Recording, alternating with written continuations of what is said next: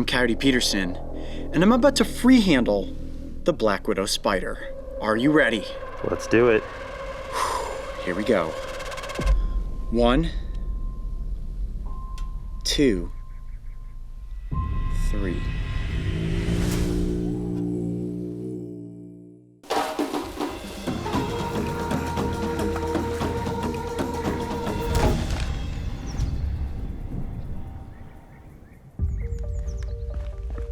What's going on, guys? Who's ready to catch some spiders? I am. Yeah? Okay. So right now we are on location in Tucson, Arizona.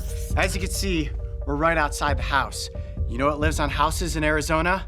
Black widow spiders. And right now, we're gonna use this little container and this stick and try to find one. Are you ready? Okay. Now, you're probably thinking to yourselves, really, Coyote? You're gonna find a black widow spider right outside of your house? I have seen webs everywhere. You see this?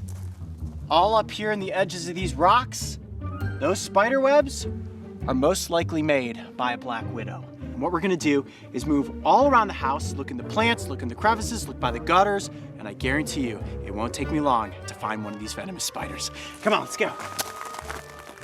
Now, I could just start lifting up rocks like this, looking for them, but I'm hoping to find one already naturally hanging out in its web. And this real open rock structure like this is absolutely perfect for them. So Coyote, why is it that we're not like out in the desert looking for black widows? Like, why are we looking around our house? Black widows are actually drawn to houses. Can you imagine why? What do spiders eat? Other bugs. Bugs are drawn into lights. So where there are lights at night and the bugs come in, the spiders have the chance for a feast. That's why I'm looking right here around the edge of the house.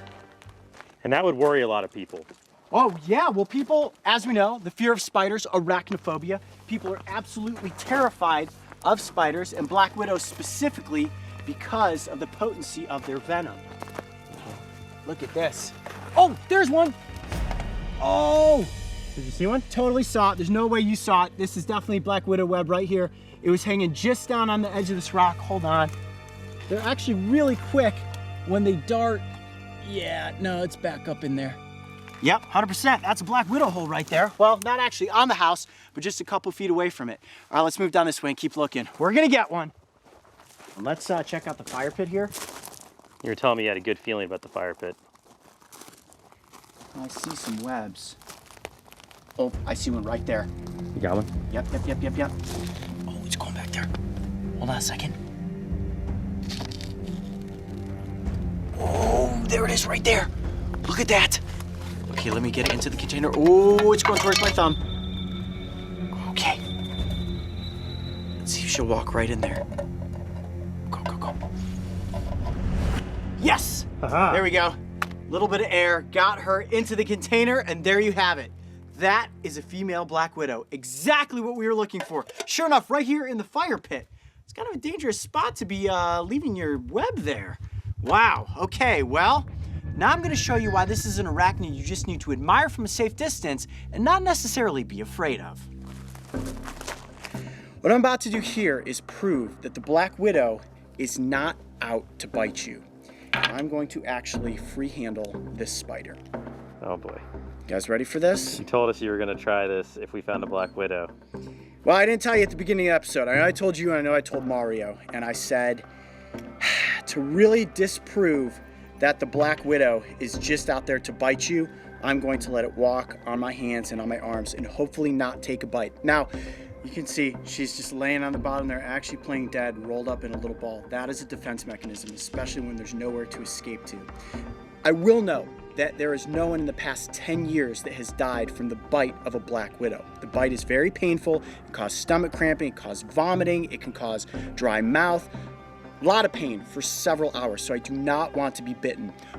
Either way, I will admit that I am nervous. I do not have arachnophobia, which we know is the fear of spiders, but when you're looking at the widow, it definitely gets your heart racing. I'm Coyote Peterson, and I'm about to free handle the black widow spider. Are you ready? Let's do it. Here we go. 1, 2, 3.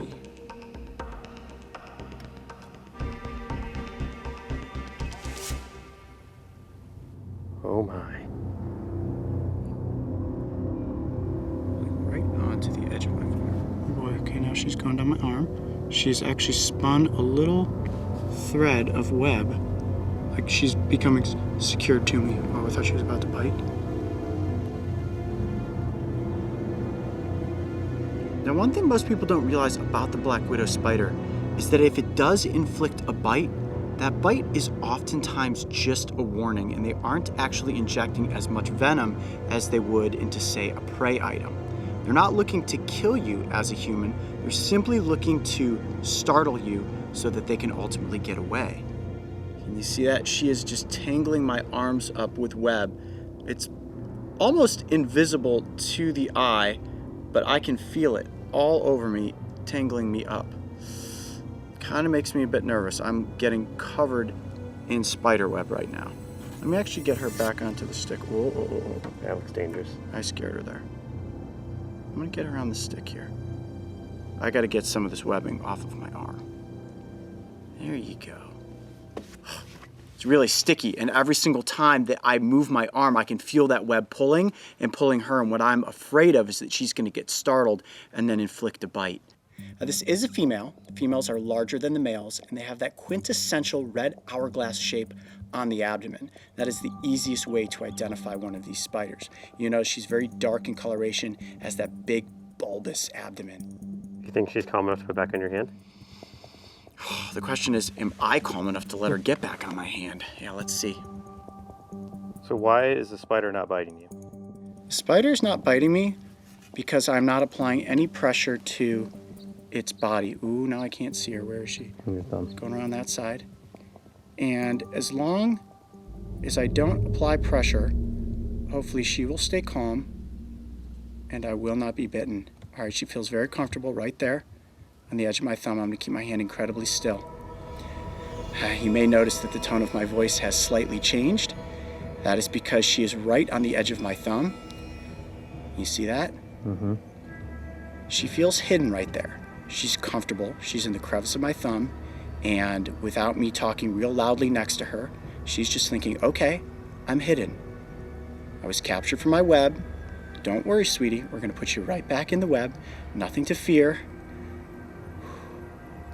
Now, I would never recommend that you go out and try to pick up a black widow. If you see a black widow outside of your house, you do not need to be afraid of it. Remember, these arachnids are eating the pest insects that are out there. It could be mosquitoes, could be moths, whatever it is, the spider has no interest in biting you. Oftentimes, the way a bite happens is when somebody grabs onto the spider accidentally and is bitten. Now, let's say you walk through the web of a black widow and you find it on your person. Do not panic. The best thing to do is to just remain calm, try to pick up a stick, something like this, let the spider crawl onto the stick, and then place it back into the environment. Oh, I'm sure a lot of you out there who have arachnophobia are watching me handle this spider right now, and you're just cringing in your seats. And I will not lie, my mouth is getting dry, and I'm trying my best to not shake my hand right now, despite the fact that I'm incredibly nervous. I'm gonna very slowly turn my hand. There you go, sweetie. Oh, don't move. Look at that. That is one of the most venomous spiders in the United States, and it is just gently clutched right there on the edge of my hand.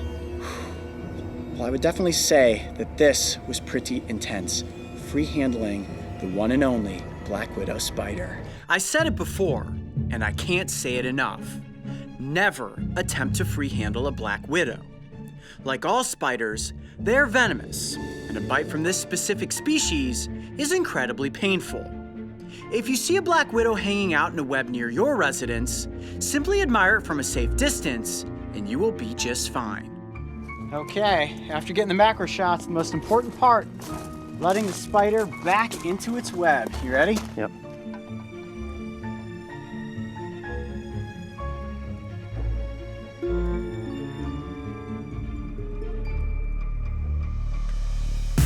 During the winter of 2020, the national media erupted with a deafening buzz that venomously stung an unwarranted fear into homes across America. That buzz came from none other than the giant hornet. Hailing is one of the most painfully toxic stings in the world. These nightmarish insects have a nasty reputation, and they were defined as murder hornets by the press. For anyone that is late to the party, yes, I have already been stung. And yes, it hurts. A lot. Absolute searing pain! As for the invasion, no, we aren't going to be overrun, stung, and killed by giant hornets. But some may argue that the invasion has already happened. That's where I come in. It's time to set the record straight, and more importantly, it's time to take a misidentified scapegoat off of the suspect list. Okay, let's get down to business. You showed up to see a full-grown man experience some pain. But first, you gotta learn a little something about this incredible insect. As my mom always used to say, you can't have your dessert until you finish your vegetables.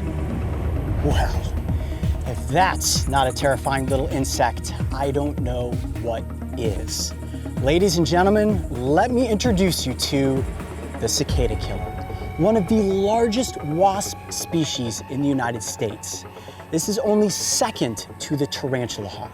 Now, this wasp is not technically a spider wasp like the tarantula hawk. This is in fact a sand wasp. Now, similar to the tarantula hawk, they have a very unique biological cycle.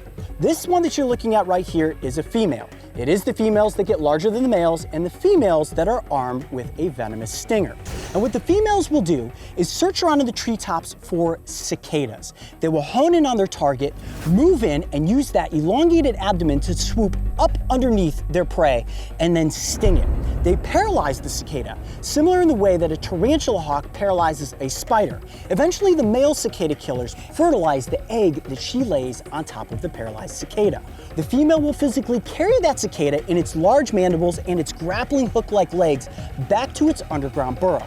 These burrows can be up to 20 inches in length, and they have multiple tunnels. At the end of each one of these tunnels, the female will place the paralyzed cicada. Once that egg hatches, it turns into a pupa and begins to feast upon that paralyzed insect until it grows large enough to build a cocoon, and then once it hatches out of that cocoon the next season, another cicada killer comes up from under the ground. If that's not a true horror story, I don't know what is. Now, this is a very large wasp, and the easiest way to identify it are those large amber-colored wings.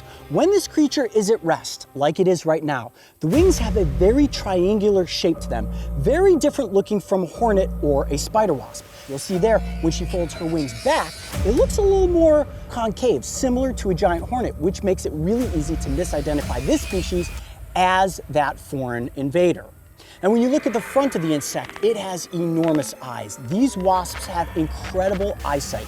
They're primarily diurnal, and you'll see them very active on overcast, cloudy days. Again, they're using their senses to find the cicadas up in the tree, target in on their prey, and then they will make a move. Now, that thorax is rather sizable, very robust, but it's the abdomen that is the most unique. That black and yellow coloration tells you that this creature is venomous. Aposematic means leave me alone, I am not something you want to be stung by.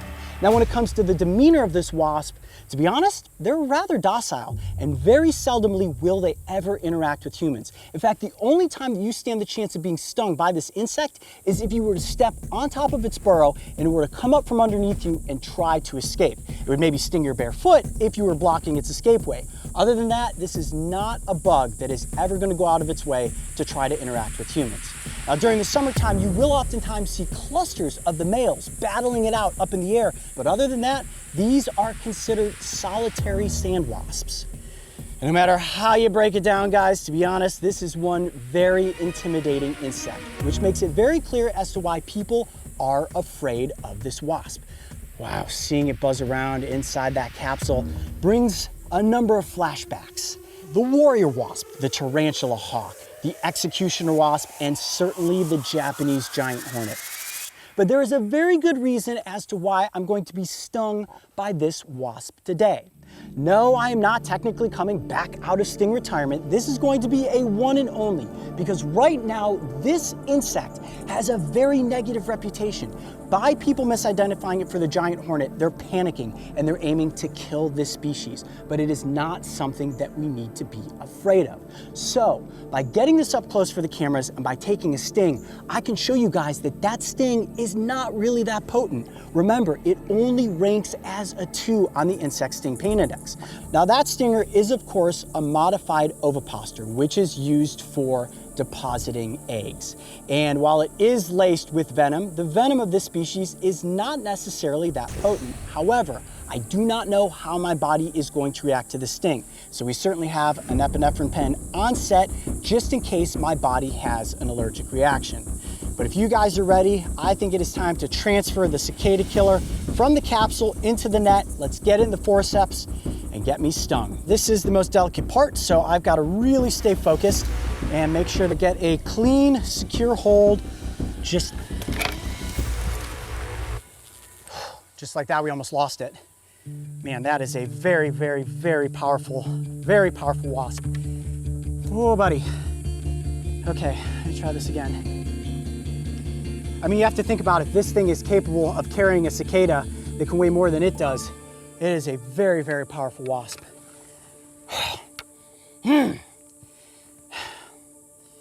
I also have to be very delicate and very gentle. I don't want to damage the insect's wings in any way whatsoever.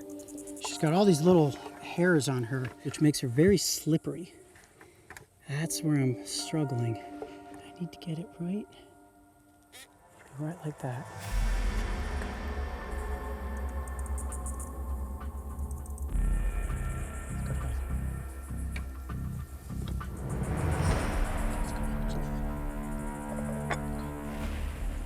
I got a good hold. We got to go with it now. You guys in position? Okay, hands shaking. I'm Coyote Peterson, and I'm about to be stung by the cicada killer. Oh my goodness, that stinger is long. Here we go. 1, 2, 3.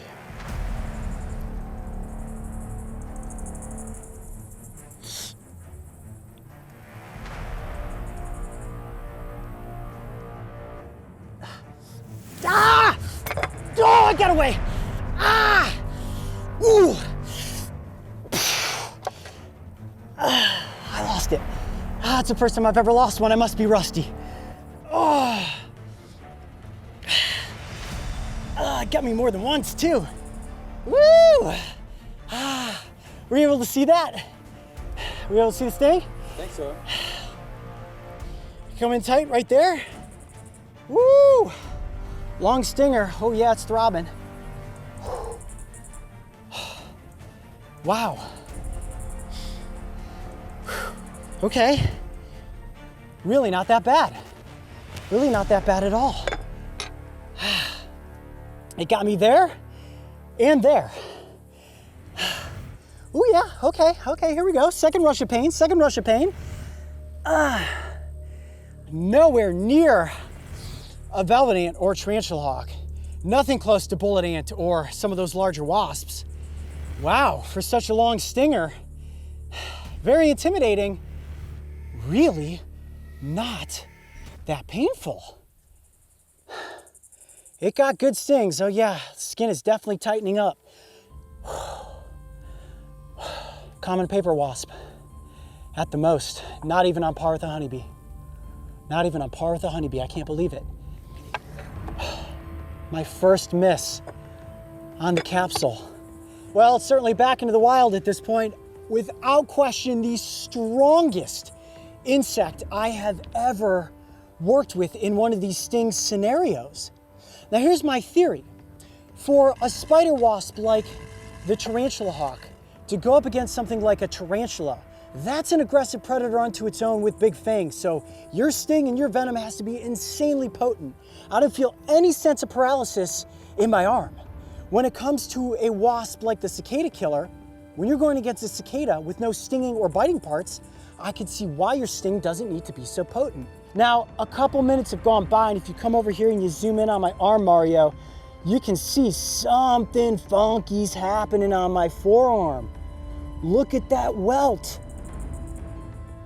I thought I only got stung twice, but I'm seeing swelling here and radiating out now into my forearm. Now I do feel burning after the fact, but nothing more than a common wasp sting. There is an initial jolt, sort of like an electrical shock, and I was anticipating the paralysis of the tarantula hawk, but that pain went yeet, and then it just kind of died off. Wow. Now, what that leads me to conclude is that while this may be a very intimidating wasp that is going to be confused for the giant hornet, it is definitely not something we need to be afraid of. I would say that the sting is no more than a 2 on the insect sting pain index. And even 10-year-old Coyote could have likely taken a sting from this creature and gone right on in the swamps catching turtles.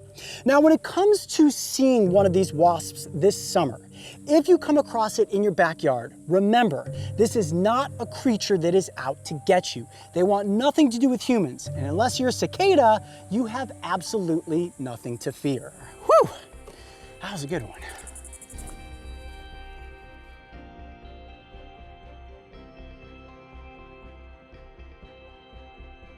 The science of stings will always have a special place in my heart, and the painfully entertaining experiences we have caught on camera have brought to the spotlight a collection of creepy creatures that have never been so celebrated. Giant hornets are not going to invade America, and hopefully this up-close look at the cicada killer, despite its menacing design and impressive size, has helped alleviate some of your concerns. In an absolute worst-case scenario, if you are stung, it's not nearly as bad as their appearance would lead you to believe. Remember, they kill cicadas, not humans. And if there's one thing I hope you walk away with, it's that these wasps are noticeably docile unless trifled with. Leave them alone and let them live. So that's it. One last sting. I'm headed back into retirement, where I plan to enjoy a long, relaxing career of making more animal adventure content. Although, there might be some pretty extreme stuff coming up. I didn't say anything about retiring from bites.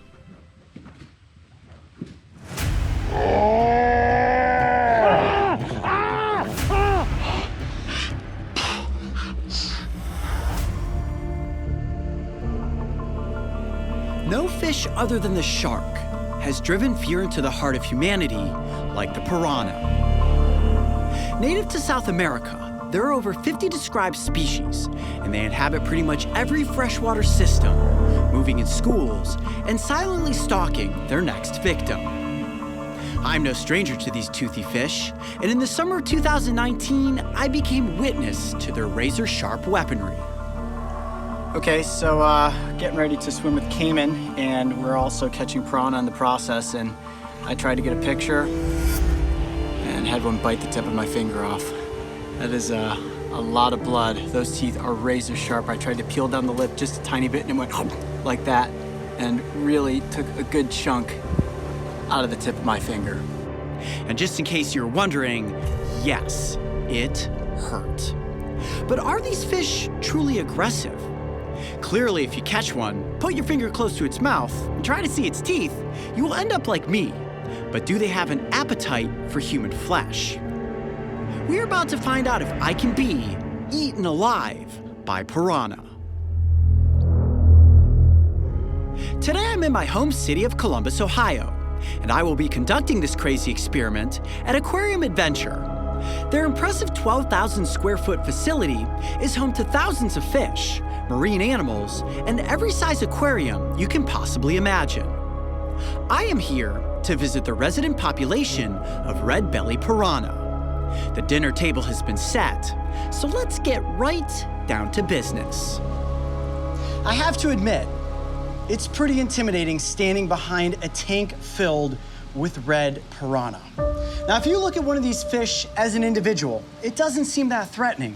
But when you see 6 of them swimming around like this, that's what you call a school. And when there's 6 fish, yeah, it definitely gets your heart racing. Now, the big question that we want to answer tonight is whether or not piranha will eat human flesh. But before we do that, first let's take a look at some of the cool anatomical features of these fish. Now, when you look at the piranha's body, they've got a very dominant head. Those big bulbous eyes tell you that these fish have incredible eyesight. But the thing that's most noticeable is that big underbite. That lower jaw tells you that this fish packs a punch when it comes to its bites. The jaw structure is broken down into 4 different sections. And what's so cool about these teeth is that they're interlocking, razor sharp and triangular in form, and they lock together like pieces of a puzzle. Add that together with the shaking and the spinning, and oh buddy, you get attacked by a swarm of piranhas and you're going to be in a very bad situation. And similar to sharks, they replace their teeth throughout the entire course of their lives. But unlike sharks, these entire jaw segments replace themselves periodically, which means that an entire section of the jaw falls out of the fish and then a new section grows right in. In the wild, piranha are considered predators. In many instances, they are opportunistic, which means that they'll feast upon pretty much anything they come across. But it's primarily their sense of smell and their ability to hone in on hearing that makes them such an effective predator. You have to think about where these fish live. Throughout water systems in South America that are oftentimes quite murky. So when the fish can't see its prey, it needs to hone in using smell and sound. Oftentimes they will attack things that are splashing about.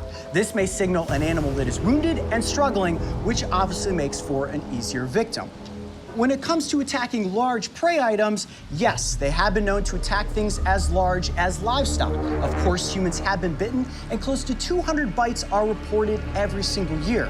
When you look at the piranha, you think to yourself, okay, obviously with that dentition, it's a predator. But this is not an apex predator. There are many other animals within the piranha's environment that will take the opportunity to feast on one of these fish. Caiman, otters, river dolphins, and even waterfowl like herons and egrets will definitely take the opportunity to eat one of these fish.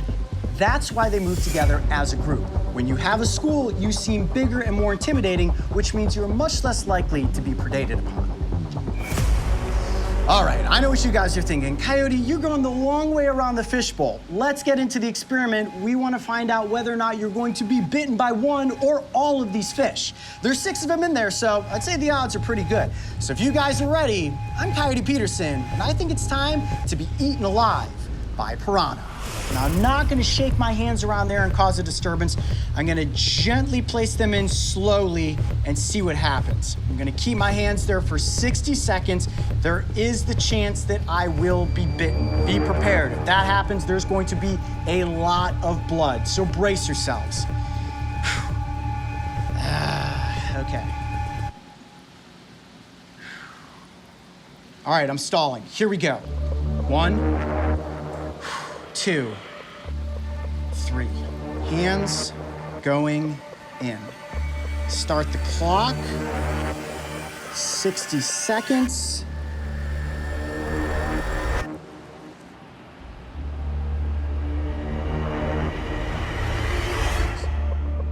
They're definitely moving much more with my hands in there than when my hands were not in there. Now, they may be feeling skittish in the presence of my hands. You can see my hand is pretty close there, actually being touched right now by the fish. Fins drifting up against me. Oh boy, oh boy, oh boy. Look at that, look at that. So far, nothing. I'm gonna drift my hands closer in this direction.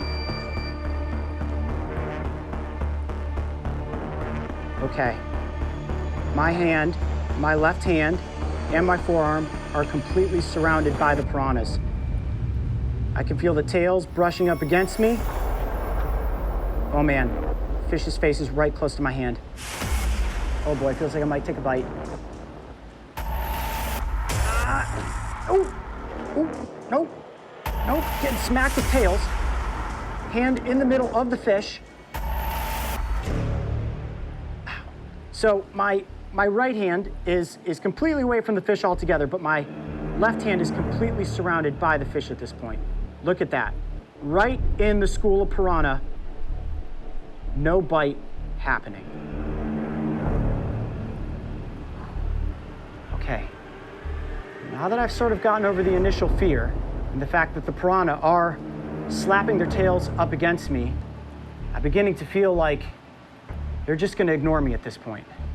So far, no bite. And I feel like even if a bite came at this point, it would simply be a curiosity bite to say, what is this in our tank? Is it something that I can eat? Don't feel as if they're going to swarm into one of those frenzies like you would see in the movie where they strip all the flesh.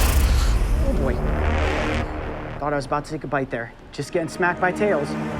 No bites happening. Hands coming out. Woo! Hands shaking a little bit, I will admit that. But absolutely no bites. All flesh still intact. So what we've seen in the Hollywood B movies of these fish devouring human flesh right down to the bone definitely did not happen within this scenario. Okay. Gotta shake off those nerves just a little bit. Man, when the piranha are actually slapping up against your skin, you're thinking to yourself, okay, could that next movement be some of those razor sharp teeth taking a big circular chunk out of your hand or out of your forearm? Okay, so the last test, the ultimate test, is now going to be to hold this fish fillet underwater with my hand and see if they can tell the difference between the fillet and my hand. So this is going to be fish, flesh, and oils mixed together with my hand, and let's see if they go for that. Are you guys ready? Here we go. Hand and fish fillet going back in to the piranha tank. 1, 2, oh, it doesn't get any easier. 3.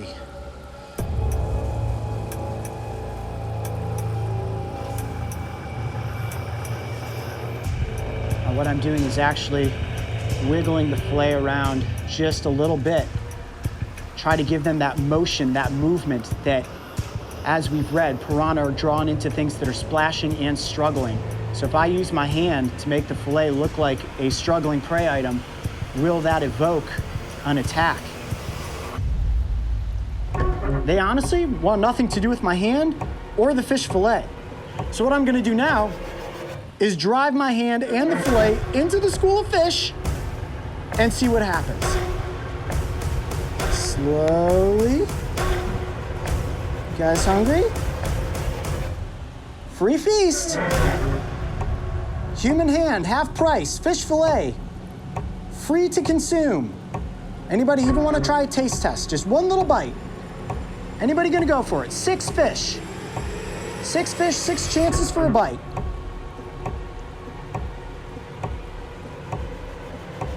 Nothing. Absolutely nothing. At this point, I'm completely at ease with my hand being inside of the piranha's tank. You've got 3 fish on one side, 3 fish on the other. They want absolutely nothing to do with the fish fillet or with my hand. Okay, hand and fish fillet coming up and out of the water. No bites on the fillet, no bites on my hand. Perhaps the rumors that piranha are bloodthirsty, ravenous, flesh-eating killers is nothing more than a rumor. Typically, they're thought of as being carnivores, but truth be told, they're really omnivores. Piranha will eat berries, nuts, and pretty much anything that they can scavenge upon. It's a misnomer in many instances that piranhas will just strip something of its flesh if it's already alive and turn it into a feast. Now, it is fair to say that this is a controlled setting, and these fish have been raised in captivity. So will piranha in the wild behave differently? I'm not sure. Perhaps that's a test that we need to place back out into the wild. So the next step is for us to head to South America, back to the Pantanal, and actually place me into the environment within a school of these fish to determine, will piranha truly eat a human alive? Stay tuned, guys. Part 2 is coming soon. Every year, there are said to be around 200 piranha bites in the wild. However, these bites are minor. Generally, these fish are shy and quick to flee, especially if larger animals like a human enter into their watery environment. So while their teeth may be razor sharp, and their notorious reputations always define them as bloodthirsty Hollywood horror creatures, piranha simply desire to be left alone. Big thanks to Aquarium Adventures for letting us film at their location, And if you dream about setting up your own aquatic system, their incredible staff will make you feel right at home.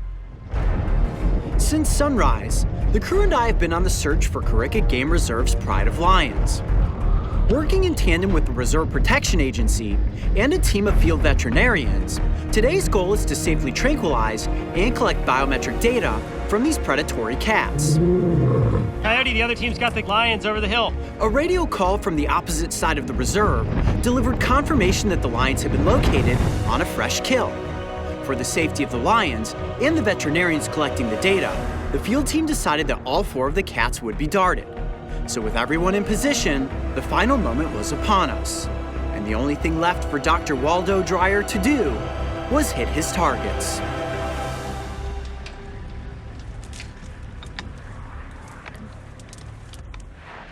Wow, some big cats. All right, he's getting ready to dart. Here we go. Target right on that female's rump. Oh, got one. Nice shot. Wow, you see him spring into action like that? Okay, we thought that maybe the lions would move up when we darted one. We've got 4 lions, 3 females, and a young male. It's a young male, right? Yep. Wow, still an enormous cat. All right, getting ready for the second dart. Here we go, we got the male coming up around the backside here.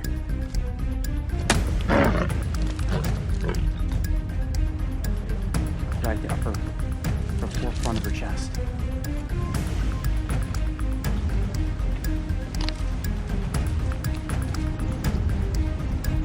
Go. No, not yet. Okay, the male's coming around the front. The females almost have a clear shot. Super windy though, could throw out the dart. Do not want to hit the animal in the face. Shot. Got him. All right, the male has been darted. 1 lion left. Wow, okay, we have 3 of the lions darted at this point. Male and 2 females. 1 female still does not have a dart in her though, so we're trying to move the vehicle to get in a better position. This is intense. Hold on, guys. Be aware, you got a lion. Here we go, look at this, good shot, zoom in. Got it. All lions have been darted, and they are all staring at us now saying, okay, what are you guys doing out here? Wow, that's intimidating. All 4 lions darted. With all 4 cats successfully darted, we watched from a safe distance as one by one, they succumbed to the effects of the tranquilizer serum.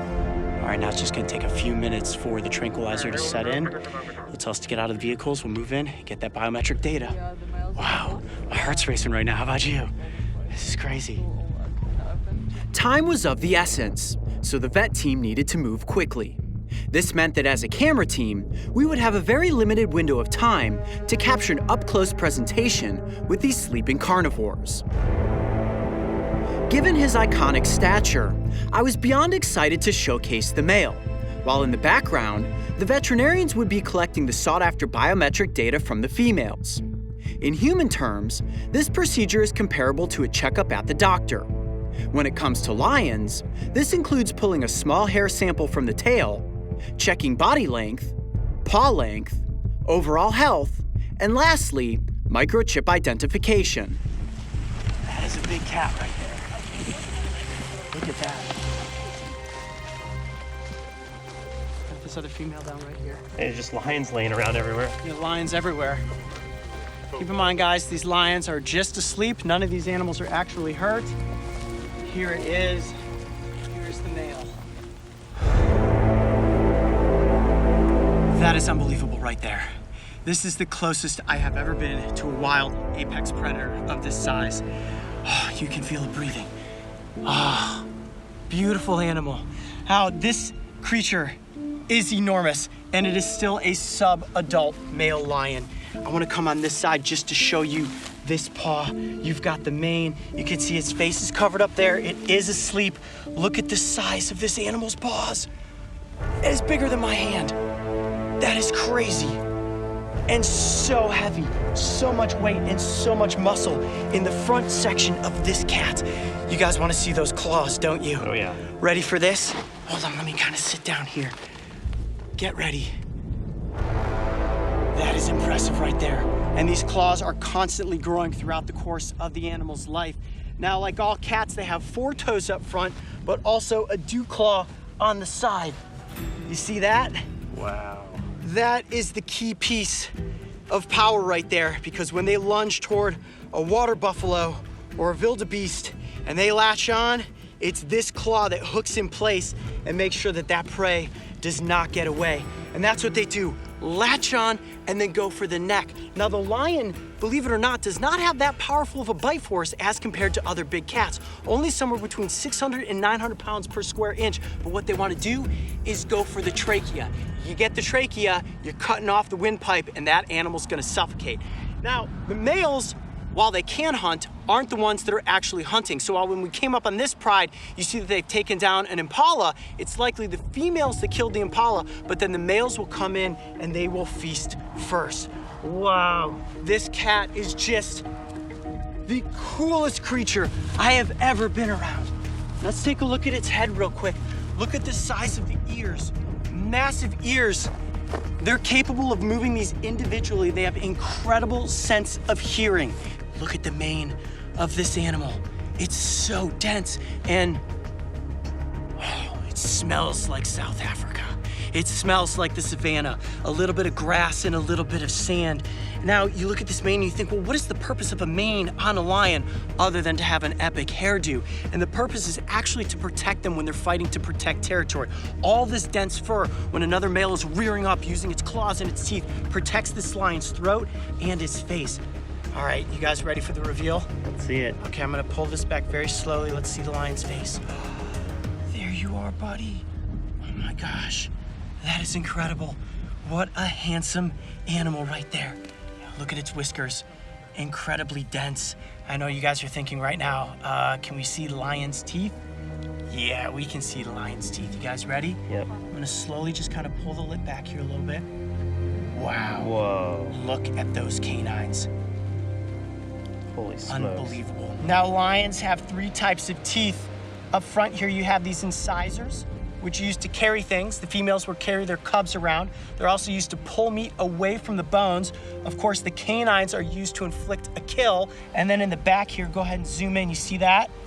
All these premolars are used like serrated shears to saw through the meat. And I can see the lion's tongue in there.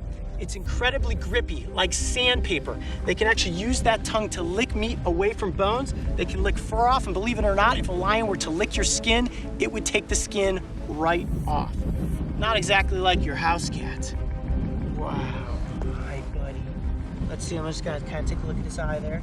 See if we can zoom in there. See, the pupils are slightly dilated. It's completely out right now. See that? Get a tight shot there.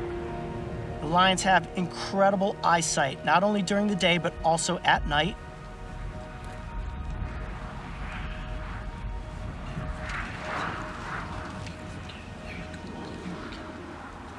Look how big its head is compared to you. Massive. It's as big as your body. Can you imagine what it would be like to get an appendage of your body or your head stuck in the mouth of an animal like this? And keep in mind, guys, this is still a sub-adult. They get bigger than this. I'm guessing this lion's probably somewhere between 250 and 300 pounds. They can tip the scales well over 500. Okay, I'm gonna just flip this back up over its head so that the sun stays out of his eyes. Oh man, is your adrenaline rushing as fast as mine is? I'm just trying to stay calm, actually. Okay, we ready to collect the biometric data? All right, let's do it. Got to get the measurements on this lion. Yeah. Okay, I'm gonna go all the way to the back side here. Okay. So we've got 123 and a half. Okay. What do you have there? 54. 54. All right. Lift Paw pump, measurements. 6. And this is important data for us to know. 8. Exactly the size of this lion's paws, so if they're out there And we're 5. looking for tracks, you know exactly which lion this is. You see all these kind of markings on the face. Also over time will help you unidentified individuals. It's been quite a striking one right here. Yeah. It is what goes the guy up. I think he's there already too. All right, guys, what's really cool is that this lion doesn't actually have a microchip in it. So we are gonna get to insert one today, and that will allow us to keep a tight record of this animal anytime that they then tranquilize in the future to be able to collect its biometric data. Wow, cool. All right, so where do you insert the microchip? Okay, yeah, so the microchip's got a nice thick needle. It's about the size of a grain of rice. So I don't like needles. I don't do very well with needles. So we insert it right in the middle between the shoulder blades. Okay. So we just make a little dent of the skin. Okay. And put it underneath the skin. Ooh, just a little prick, right? And it goes. Boom, just like that. Wow. All right, guys, well, it's time to apply the reversal drug so that this male wakes up and heads back off into the wild. But this certainly was epic. Getting to explore here at the Coyote Game Reserve, tranquilizing 4 lions, and getting up close to collect biometric data. All right, time to wake up. Yeah, just keep it in the muscle and push the plunger back a bit as soon as you're in with the needle. It's All right, guys, lion's about to wake up. Let's head back to the trucks.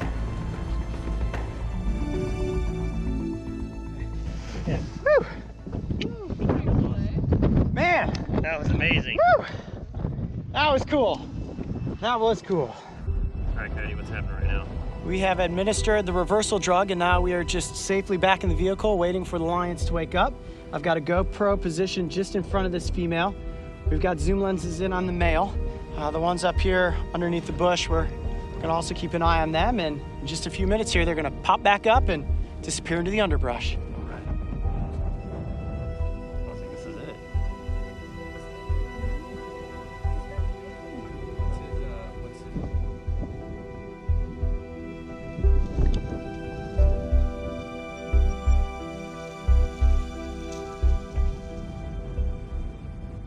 You can see the lions are beginning to wake up.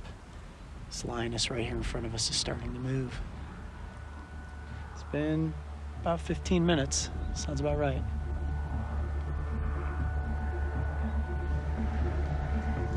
Since the dawn of mankind, we have feared that which is capable of hunting us.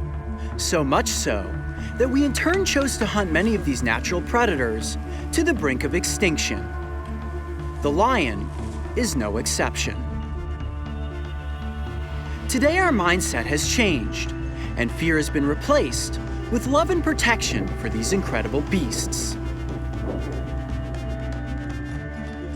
Several hours after the vet procedure had concluded, we returned to the hilltop and checked in on the pride. Our hope was that they would still be in the area, allowing us to get a final glimpse of these beautiful cats.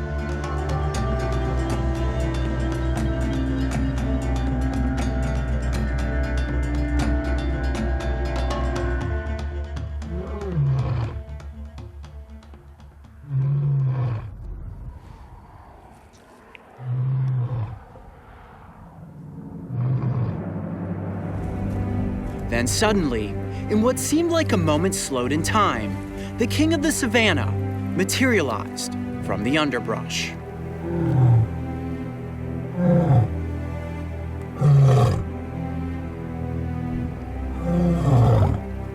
He stepped into the golden glow of the setting sun and moved with an elegance that defined him as the ruler of this land. And as we watched, our cameras all fighting to capture the moments as they played out before us, it was not difficult to pull my eye away from the viewfinder so that I could appreciate all of the beauty in this animal with my own 2 eyes. I know that I will never forget my time spent alongside that sleeping giant, my fingers placed upon its massive teeth, the moment it woke back from its slumber, and the sight as it strolled along through the flowing grasses, staking claim as king of the savannah. The giant salamander is considered a special national monument by the Japanese government, and for centuries, it has lurked in the shadows of myth and lore.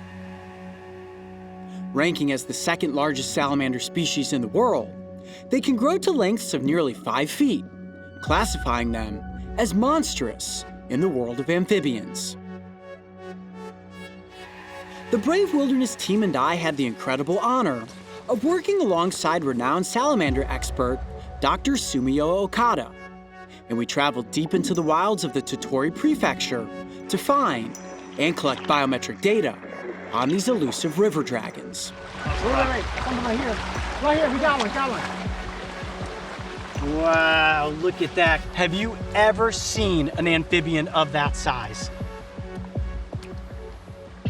Due to their vulnerable status and strict licensing, only Okada Sensei was allowed to catch and handle the wild specimens. Yet when it comes to giants in captivity, the regulations are a bit more flexible. Today we are visiting the Hanzaki Research Institute of Japan. For over a decade, their mission has been to research and help to ensure the survival of the Japanese giant salamander. In the field, I did my best to learn all I could from Okada Sensei. My diligence toward being a good student in the art of giant salamander research ultimately earned my teacher's trust, and I was given the invitation to assist in the yearly data collection for the Institute's oldest, largest, and most cherished salamander, the great Osanshiro. All right, so Okada Sensei said, wait right here. He's going up there into the enclosure to check on the salamander. Now, this is one of the largest Japanese giant salamanders ever found that is currently on record. He tells me it is absolutely enormous. It's going to dwarf anything that we saw in the field. I'm super excited, I can barely contain myself right now because I'm gonna be able to get hands-on with this animal to help with the measurements. So the role is gonna sort of be reversed here. I'm gonna be collecting the measurements. Okada Sensei is going to be writing them down. Are you guys ready for this? We're going to see one of the largest Japanese giant salamanders ever seen. Let's do it. Let's go. Oh no, he's supposed to wait right here. Yeah. Oh, I'm like jumping out of my skin right now. All right, ready? Good. All right, We're ready. let's do it. Let's do it, guys. Oh man. You guys nervous? I don't know, I'm excited. Following in the footsteps of my teacher, we ascended a flight of stairs and entered the paddock of this ancient creature. Its fenced and fortified containment area wasn't necessarily designed to keep the salamander in, but instead was designed to keep any potential predators out. Now, Okada Sensei has quarantined the biggest one down in one enclosure for us, so it's easier to find, easier for us to catch and collect the biometric data. So it's in this one. You see it? Oh, right there, look at that. Look, that's its nose sticking out. Whoa, hold on, get a shot. That is a giant salamander. All right, so what we're gonna do is actually enter into the enclosure. We'll peel back these boards, gently get the salamander out into the open water. We're gonna have to get it into a net and then up here to collect the biometric data, but we'll spend a couple minutes there inside the enclosure to sort of look at some of its features and just be in awe of what this creature is. Come around like this. All right, I'll let you go in first. I'm gonna leave my pack up here, guys. All right, guys, I'm going in. Okay, careful. Getting into the water. Woo, that is cold. That is some cold water. All right, here, hand me your camera. Oh boy. Here you go, Mario. Woo! Before we get the salamander out of there, let me see if I can get a shot of it with the GoPro just hunkered down here. So it's right under here, right? Here. Okay. Let's try to move really, really slowly so that we don't muddy the water. We want to try to keep it as clear as possible. I'm gonna have to just go blind on this here. And hopefully the camera is picking up the salamander. You can see It's definitely moving backwards. More of the tail's coming out the back. a lot of debris in there. Oh, I see it, you're right. It is starting to come out the back. Well, maybe we're getting a shot. Tough to tell. Oh man, it's big. There it is, it's right there. It's actually backing out the whole thing. Oh my goodness, it is huge. That is just its tail. Its tail is like the size of a canoe paddle. This is the largest amphibian I have ever seen in my life. It's time to reveal the beast. You ready? I do? You do the rocks? Yeah, and you do. I'll get the boards? Okay. Guys, this is something that is done once a year, removing the salamander from the breeding paddock to collect its biometric data. This is a very special day, an incredible honor for all of us to be a part of this process. This is it. Are you ready? This is it, yeah. Try to not disturb this silt. Whoa. Look at that. Are you kidding me? Look at the size of that thing. There's the head, there's the head. Look at it, it's the size of a cantaloupe. Whoa. My goodness, that is a monstrous salamander. It's so much bigger than I thought. Oh, wait, there's two. Yeah, there's a smaller one in here. Smaller one in here, there's another one over here, but that is the big guy. Okada Sensei, so what's the best plan from here? Is it okay for me to go in and bring the salamander around to this side? Yeah, and catch deep net. Okay. Okay, got it, thank you.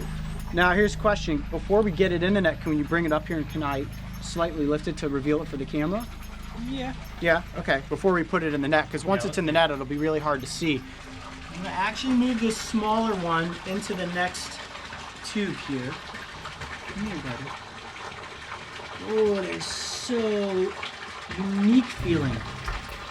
There you go. You go in here. Oh, wow. This is the first contact I have made with one of these salamanders. It is incredible. Come on, big guy. There we go.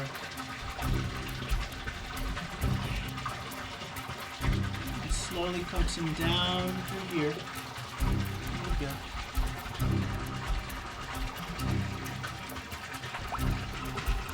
Wow, look at that. An absolute giant. What an ancient creature.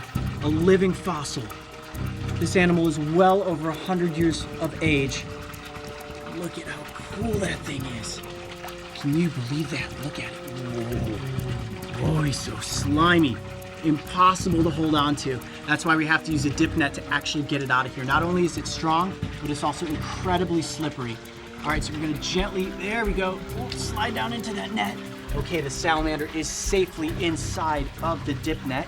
So I'm gonna go up and Okada Sensei is gonna pass the giant up to me. Oh, heavy. Got it? Okay, yep. Whoa. Got him. Yep, good. Whoa, it is strong.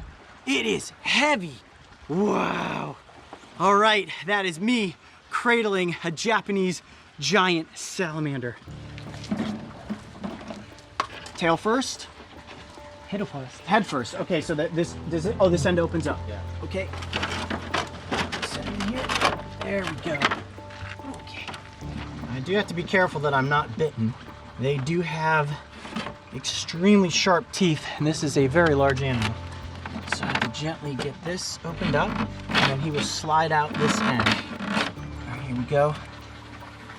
Look at that. Whoa. Look at that giant. Hi, buddy. Okay. Wow. Okay, got my hand underneath the jaw. There we go. Okay, I'm gonna gently slide it down here, Okada Sensei, so we can fully reveal the salamander. There we go. So slippery. The layer of mucus that coats their bodies it's just like, you see that? It's like snot. Now we want to put as little stress on the creature as possible. We're going to quickly collect the biometric data, get a couple of cool shots, and then release it right back into the enclosure. But let's just take 1 second to admire the design of this animal's body. Look at how wide it is. Look at the head. And you know what? I'm looking, I can't even see the eyes. The eyes are right up front here. They have such teeny tiny little eyes. Get a little water out of there. Oh, that's good. Yes. Wow. Its head is bigger than your head. It is. I feel like my entire head could fit inside of its mouth, but that's not a place that you want to find yourself. Look at the tail. Enormous. Absolutely enormous. So much power in this animal, and when I was cradling it as it came up out of the enclosure, you could feel just how strong it truly was. Okay, so the first thing we're gonna end up getting is the total length of the animal. Oh, you hear that noise that it's making? Yeah, like this. It's like a grumbling. Cool, just gonna push those rocks down. Okay. Okay, cool. We've kind of got him in a good position to get the total length here. Right there? Okay. We're just gonna go with this here. We are at 49 and a half. 49 and a half is what it appears. In centimeters, that is 126 centimeters. Wow, that is a giant. Okay, so we're not gonna do the snout to vent length. It's too much to put this animal on its back to get that measurement. So the next thing we're gonna do is get the head width and also the tail height, and finally its body weight. We've got some rain rolling in, so we're gonna have to do this quickly, guys. All right, I'm gonna get the tail height first. I wanna do that at the highest point, if possible. It is right at 14. 14 centimeters? 14. 21? 21. All right, head width, 21 centimeters. Absolutely dwarfs the giant that we caught in the field. All right, so the next things to do? Body weight. Body weight. Okay, so how do we get the body weight? Have to put it in container. Okay, put it inside the blue container and then put that on top of this. Okay, great. So we're putting a little bit of water inside of the container just to keep the salamander hydrated. You don't want its skin to stick to the basin. All right, so we're saying that the weight of the container with the water is 16 kilograms. We will put the salamander inside and then subtract that weight from 16. Coyote, lie down next to it real quick. Yeah, it's almost impossible to comprehend how big this thing is. You're right, unless we get something like a human next to it for scale. Look at that.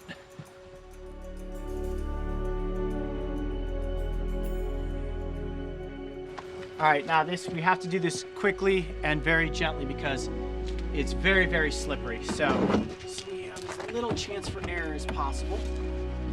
Come here, big guy. Hit the first. Yep. Okay, there you go. Real gentle. All right. Oh, man. So big. Look at that. For the main episode the other night when we were in the field, we had a small container. This is as big as it gets. So why is this giant salamander in captivity? Great question. Many years ago, during the building of a bridge system, its home was destroyed and the animal was accidentally injured by a piece of heavy machinery. The construction team quickly realized what they had found and immediately alerted the Hanzaki Institute. The good news is that the salamander survived. The bad news is that its home was destroyed, and as a displaced animal of this size and stature, it was decided that the great Osanshiro should be kept in captivity. So that just goes to show you guys that even if an animal like this loses an appendage, something like its foot or its toes, it still has the ability to survive against all odds. I mean, this is considered a national treasure right here. When you look at an animal like this and you think to yourself, wow, this has been on the planet longer than most of us, it is certainly something that needs to be preserved, that needs to be cherished and honored. And it's really cool that this salamander is now a part of the breeding program here at the Hanzaki Institute. All right, you guys ready to get the weight? Yep, let's get the weight. Okay, so hands off of the container. We've got it perfectly balanced. Salamander on the scale, and we are at just about 30 kilograms. Remember, we need to take 16 away from that, so 14 kilograms is the weight of this amphibian, an absolute giant. Cannot believe it. Never thought that I would see a salamander of this size. Man, So cool. all right. Cool. Do we want to look at some of its interesting characteristics? Sure, yeah, let's take it back down off of the scale. We've only got a couple more minutes with it, and then we got to get it back into its enclosure.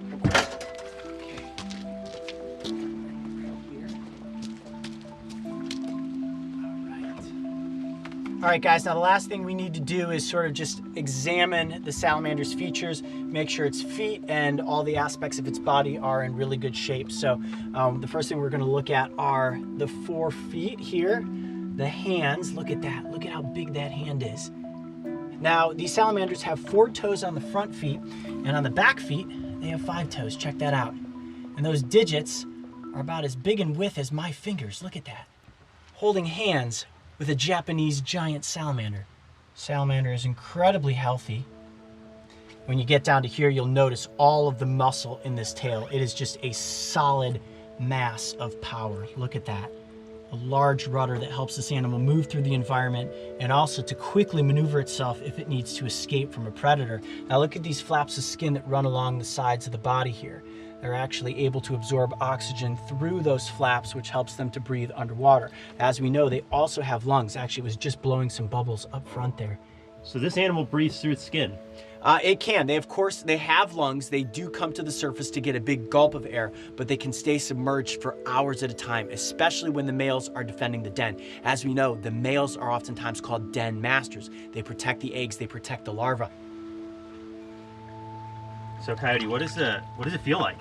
Like a big, wet, muscular slinky. Go ahead, Mark. Reach down in there. Get some water on your hands first. And just give it a little pet. Feel the skin. Very dense, right? Oh, wow. A lot different than actually I imagined it being a lot slimier. It's not that slimy. Yeah, no, but they do secrete more mucus if they're feeling stressed. So it's really good. You can see the animal's completely calm at this point. Just keeping it in a little bit of water helps keep it hydrated. All right, well, I think we have collected all the necessary data, which means it is time for us to safely get this salamander back into its enclosure.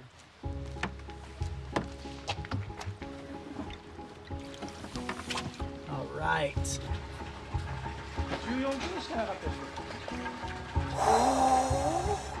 That never gets any easier. Salamander coming in. Got him. Good. Okay. This. All right, there we go. All right, got him.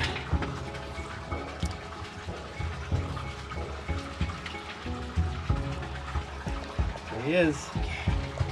All right. Oh, he's so slippery. Okay, you ready? Yep. Okay. All right, here he goes. Wow. That was cool. Okada Sensei, thank you so much for giving us the chance to get up close with this national treasure. What an incredible day for the Brave Wilderness crew and a true honor to work with this salamander here in Japan. Working alongside Okada Sensei in the field and getting hands-on with Japanese giant salamanders while visiting the Hanzaki Institute was one of the most meaningful experiences the Brave Wilderness team and I have ever had.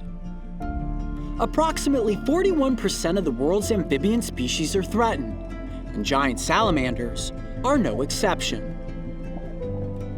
The significance this animal holds in Japanese culture cannot be matched, and it was a true honor that we as visitors to this sacred land were entrusted with telling these stories.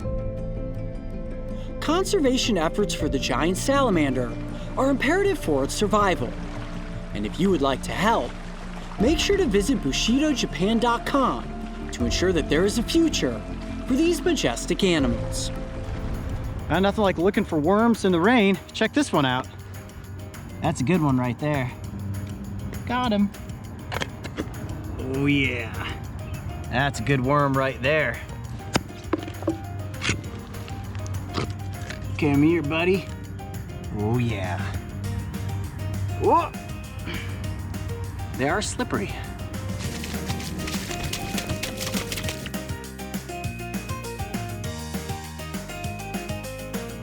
That is a mondo worm right there.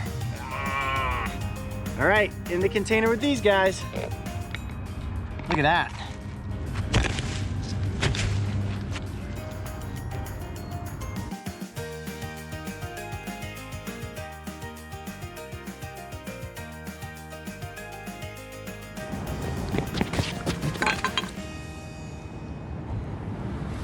Okay, that's about 50 worms in 30 minutes. I'd say it's time to start construction on our worm farm.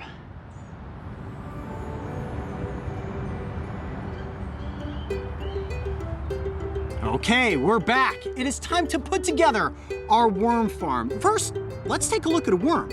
We've featured worms in the past, and all worms are known as annelids, segmented worms. Leeches and bloodworms are both related to the common earthworm, believe it or not, but we've never featured something as common as the nightcrawler. This is a species that you're very likely to see right in your own backyard, and believe it or not, the nightcrawler is invasive here in the United States. They originally came from Europe, and in the 1800s, settlers brought them over as we were colonizing America, and at this point, there's no way to get rid of the worms. But that's okay, because they're actually doing quite a bit of good for the environment by aerating the soil and re-enriching it with nutrients. Now, this is a rather simple creature, right? It doesn't have proper eyes, but it does have a mouth up front here, and in the back, it does have a butt, and actually, it just pooped on me. So that's gonna answer the question, do worms poop? Yep, they definitely poop. Look, he's pooping all over the table. It's like just a liquid dirt poop. But the worm's primary body structure takes place in the top third of its body. Both its brain, its heart, and its stomach are contained just above this saddle-like looking ring, which is usually purplish or peach in coloration. That's called the clitellum. And this little organ right here creates a thick, viscous mucus. So when a worm lays its eggs, right there is exactly where those eggs come from. Now, the worm has a very long stomach and a wide digestive tract with actually multiple stomachs throughout the body. So all throughout here, you have the digestion that's happening. And when you hold the worm up to the light, you can actually see all of the dirt and rotting plant material that is filtering through its body. And then, like we just saw a second ago, it would poop it out right from its anus, which is at the tip of the tail. Now, these segmented worms are really, really cool. And when they're fully stretched out, you can actually feel these little parapodia that run down the sides of their body. So you may be wondering, how does a worm actually get through the environment? They burrow through tunnels that they make, eating their way through an underground labyrinth. And these little tiny parapodia, those grip onto the dirt walls and propel the animal forward. Now, when it comes to injuring a worm, you may be saying, well, Coyote, can you just hold a worm like that? Certainly. They don't have a proper skeleton like a mammal or a reptile or a bird. In fact, they have no skeleton at all, no exoskeleton. These worms are completely squishy. However, they can be injured if you damage the worm anywhere above the clitellum. If you were to injure its brain, its heart, or its main stomach, yes, it would kill the worm. However, if the worm loses just a piece off of its lower end here, it will eventually rejuvenate. But the cool thing about worms is that they hold an incredibly positive role for the ecosystem by breaking down all of the old decaying plant matter that you find in the forest. Believe it or not, some worms even eat carrion, which is dead animals. I never thought worms could be so fascinating. I'd say at this point, we're probably ready to start building our worm farm. Now, in 30 minutes, I collected, I would say, close to 50 worms, and a lot of them are good size, definitely night crawlers. But building a worm farm isn't nearly as complex as you might think. And just to be clear, there are two very distinct types of worm farms. One is worms for composting. That is not the farm that we're going to be building today. Today we're building the most simplistic worm farm, one where you simply can admire these worms in a little container of your own. Now, what I recommend is a perfectly clear container like this. Placing them in a clear container and then inside of a darker container will help the worms feel more comfortable. And you place your worms inside the container like that to keep them out of direct light. Now, to actually build the farm, first, we need our building materials. We've got our gravel, our sticks, our leaf litter, our worm dirt, and of course, our container of worms. Now, the first thing you want to do is just add a small layer of gravel to the basin of your worm farm. Just gonna spread some of this in here. The finer the gravel, usually the better. And the reason for this is basic drainage. As your worms are eating and as you're watering their environment, that moisture is going to seep down towards the basin of the farm. That also helps all the worm excrement, the worm poop, to seep down to the bottom as well. The next thing you want to add is just a little bit of worm soil. Now remember guys, this is going to get a little messy, so building your worm farm outdoors might be the best play. And you want to make sure that you've got some dirt, oh, it's getting all over the place, some dirt that's real good and crumbly, right? The crumblier dirt is going to be easier for the worms to move through. The next thing you want to do is put down a layer of leaf litter. I went out and just collected some moist leaves. Now I always say the wetter, the better. damp leaf litter will help it decompose faster. You don't want to just place a bunch of dry leaves in there because that will actually suck moisture out of the worms. Now, as you're putting together your layers, one thing that you're going to want to get is a worm water bottle. But just a little bit of water to spritz throughout the layers is good. You don't want to soak it, but you don't want it to be too dry. Okay, with this leaf litter in place, actually going to add in a couple of sticks. These basic branches that are already dead will actually just create some space for the worms to be able to move around underneath the soil. It's kind of like a worm jungle gym, if you will. And you can just kind of bury these down in there. And now you add on another layer of worm dirt. Sprinkle that in there. Let's put down a little more leaf litter. And last but not least, a container full of worms. You can slowly pick them out one at a time, place them in different areas, different corners. All right, Mario, you want to get a shot there of the worms up on the surface? Sure. Kind of looks like a really disgusting cake with worms. Now, these are very low maintenance pets. All you need to do is a couple times a week, spritz them with your water bottle. Now, before you actually place the lid on top of your worm farm, because you do want to put a lid on it, otherwise they're going to crawl out. You want to either drill or poke some holes into the top. This allows for the flow of oxygen, which means that the worms are able to breathe. And there you have it. You have built a worm farm. Now, this is not a pet that you want to keep for eternity.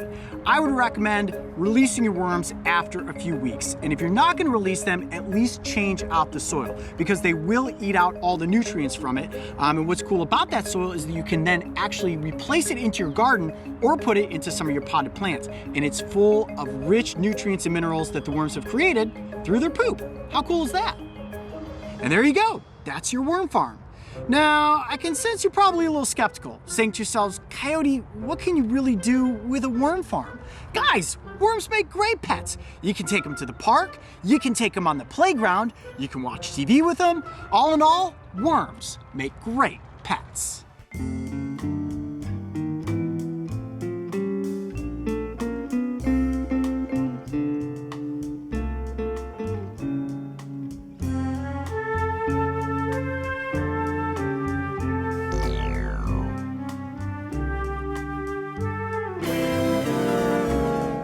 Mario just shook his head. His research had told him this was going to be very painful. This is the best part, I'm telling you. I know, and then Mario came into the office. He was like, you know what I've got for lunch today? I'm like, what? He's like, I got turkey sandwich. I'm like, there's no way.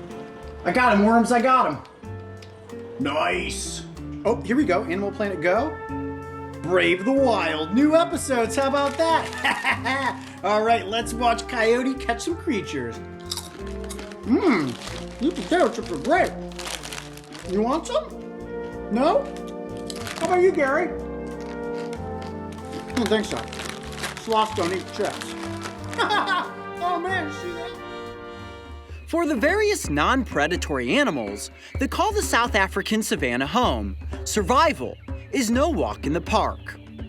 Roaming giants, such as the elephant, depend on their massive size and intimidating presence to keep out of the predator's sights, while smaller hoofstock like the impala depend on their speed and cunning agility to escape the jaws and claws of doom.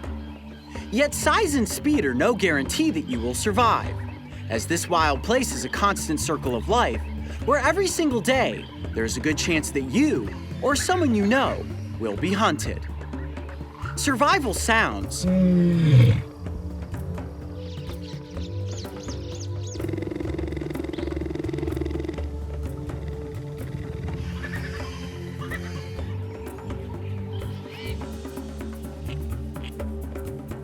Today we are visiting the Karagakama Game Park, an easily accessible and secure stretch of wilderness located in the Eastern Cape that is home to a variety of African icons, but most notably, the cheetah.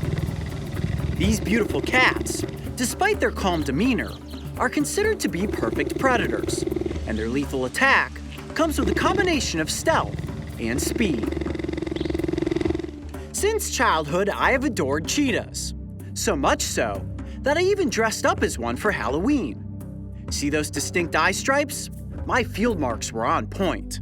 As an adult, getting up close with one of these speedy cats for the Brave Wilderness channel has always been a top priority.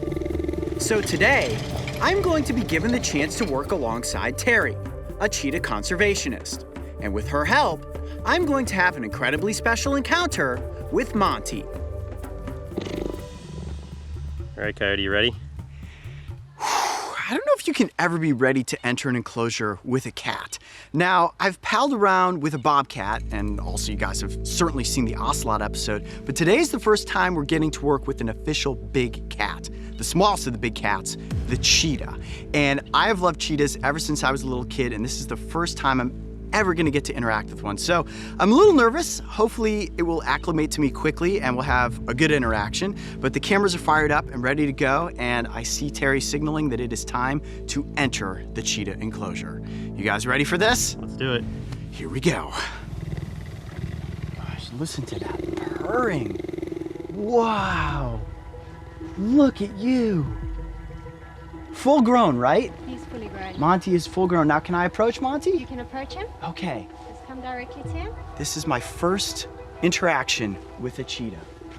Hi, buddy. This is either gonna go really well or really bad. Let's see. Hi. How are you? Oh, my gosh. Can you hear that purring? I'm sure the camera can pick it up. Look at his whole throat is vibrating. All right, well, do you think that we can bring Monty down here into the open and see if he'll come up on that log for us? Oh, nervous. This is so cool. Come on. All right. Come on, Tika. Wow. Come on, Tika.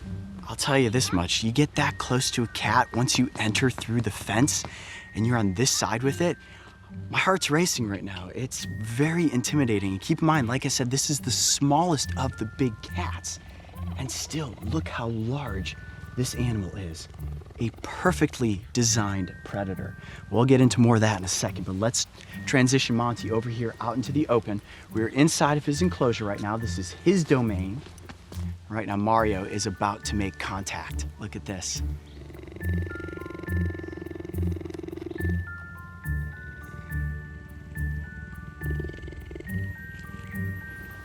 The real goal in this moment is just for Monty to get acclimated to myself, to Mark, to Mario, to realize there's cameras inside of his enclosure. Here he comes. Hi, Monty. The thing that's so cool about this cat is the length of its legs. Perfectly designed predator and designed for speed. That's the first thing I really want to take a look at. And as we know, cheetahs are the fastest land predator. Look at the size of the paws. Big paws. Just go pet those paws. Look at that. And the claws don't fully retract. Now, they use those claws like cleats, and that will actually help the cheetah to gain traction as it springs into action after anything that it's going to try to catch.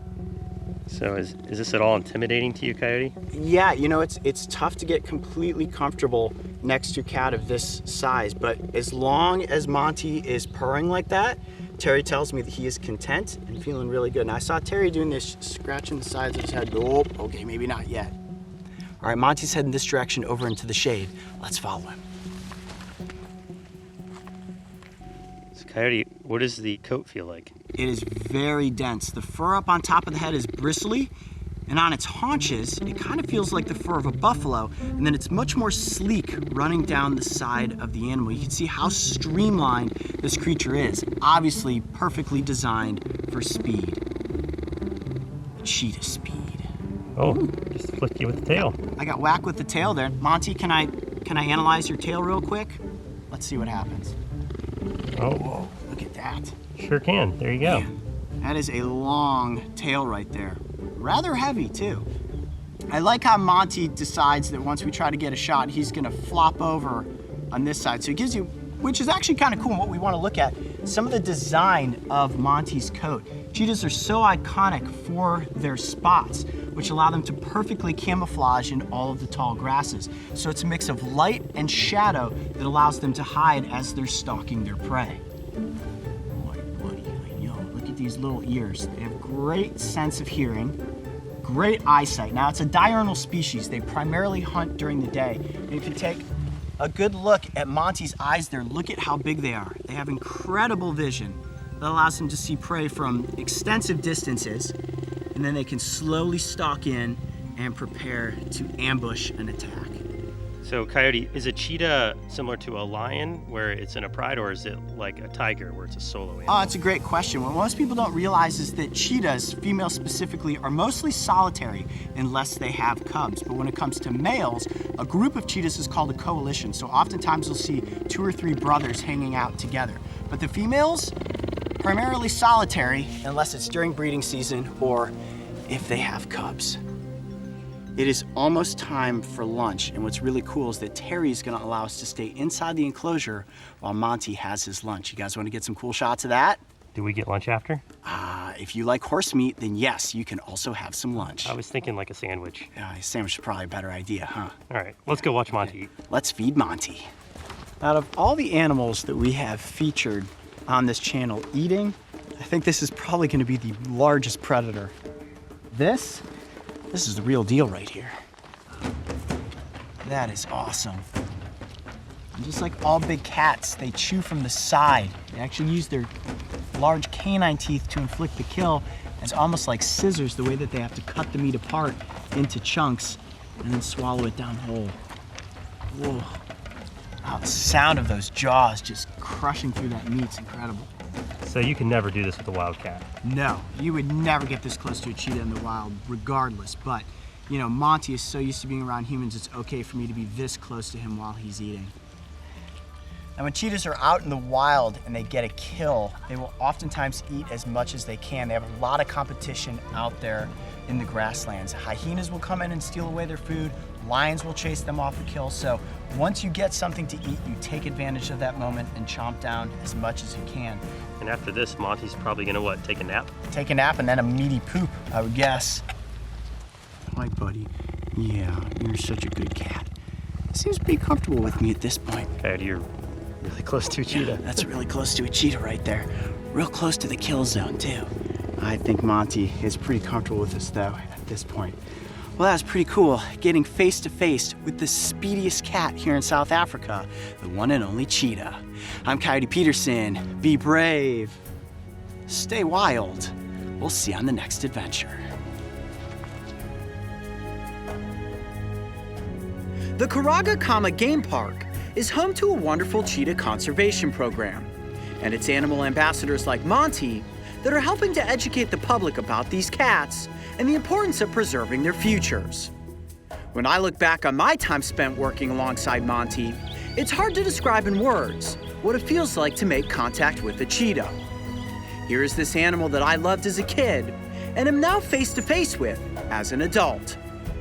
It was truly a dream come full circle that took me over 30 years to accomplish. And in those final moments, as I said my goodbyes to Monty, Hi, Monty. I felt my inner child smile, knowing that cheetahs are just as perfect in real life as they always had been in my dreams.